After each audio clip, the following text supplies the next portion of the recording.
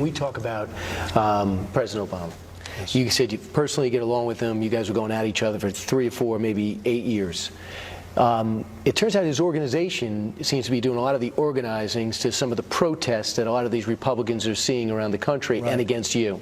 Right. Do you believe President Obama is behind it? And if he is that a violation of the so-called unsaid President's Code? No, I think he is behind it. I also think it's politics. That's the way it is. And look, I have a very Bush was never. Agenda. Bush wasn't going after Clinton. Clinton wasn't going after Bush. Well, you never know what's exactly happening behind the scenes. You know, you're probably right or possibly right, but you never know.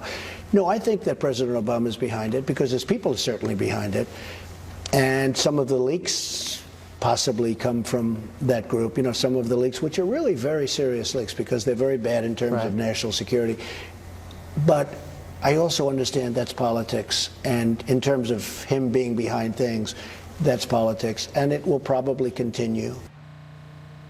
Interesting to hear President Trump basically blaming kind of Obama holdovers for some leaks, which, you know, have come. I guess he's talking about leaks which aren't coming from the White House, which there are some of the. Yeah, I mean, the hidden hand of Obama. And I imagine we'll hear this theory for a while in terms of blaming leaks out of the intelligence community. I mean, in some ways, it borders on paranoia.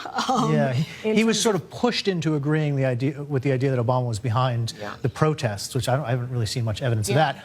On the leaks of intelligence, if you read the stories carefully, there's no doubt that a lot of the sourcing on some of the more blockbuster stories do say, according to current and former administration officials. So just reading between the lines, there's no doubt that some of that information is coming from officials of the previous administration, which is exactly what you would assume, because those are the people who knew about whether the idea of President Obama pulling the strings, that's unclear, but people I doubt really very much. Although, you know, the former CIA director, Brennan, was on TV on Sunday, and people have accused him of similarly leaking, and he said he has not had any conversations with any reporters about this. But there's no doubt that there are current and former administration officials in the intelligence community that are talking to reporters.